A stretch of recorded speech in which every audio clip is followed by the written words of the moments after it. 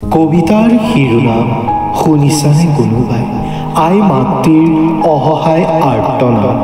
কবি শ্ৰীমতী টেলুমা বৰুৱা আৰু আবৃত্তিকাৰ দীপজ্যোতি।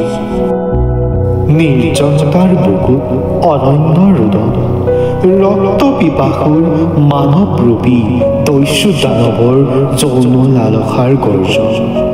হাই এনে মানৱ জীৱন, দান দিয়া ডাক্তৰূপী মাতৃৰ অসহায় আৰ্তনাদ বন্ধ কোঠা।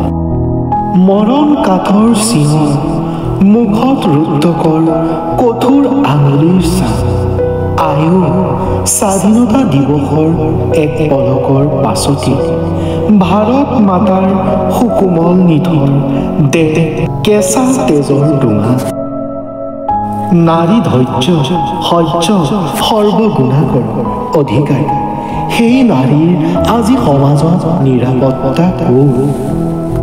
আমাৰ কাটৰ আহ্বান, ওলাই আহ শত সহস্ৰ দেশ বিদেশৰ সংগ্ৰামী নাৰী সত্তা।